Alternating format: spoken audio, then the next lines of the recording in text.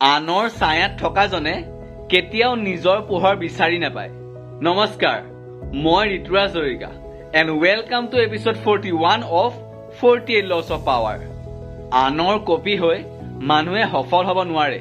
বহু সময়ত আমি এজন ছাকচেছফুল মানুহক দেখি কওঁ, মই এওঁৰ নিচিনা হ'ম, আৰু সমস্যা সেইখিনিতে। যেতিয়া আপুনি বেলেগৰ দৰে হ'বলৈ চেষ্টা কৰে, তেতিয়া আপুনি নিজৰ ষ্ট্ৰেংথ, ষ্টাইল আৰু নিজৰ আইডেণ্টিটিক পাহৰি যায়। যদি আপুনি সদায় কম্পেৰিজন কৰে যে মই তেওঁৰ নিচিনা নহয়, মই তেওঁৰ নিচিনা হ'ব পাৰিম জানো, তেতিয়া আপুনি নিজৰ পথত কেতিয়াও ফ'কাছ কৰিব নোৱাৰিব।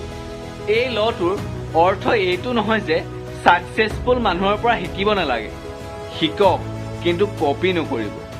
কাৰণ মানুহে দ্বিতীয় কাৰোবাক মনত নাৰাখে, মনত ৰাখে প্ৰথমজনক, আৰু যিজন বেলেগ। সেইবাবে আনৰ খোজ অনুসৰণ নকৰিব। এনেকুৱা এটা খোজ এৰি থৈ যাওক যিটো বেলেগেও অনুসৰণ কৰিব বিচাৰে। ধন্যবাদ।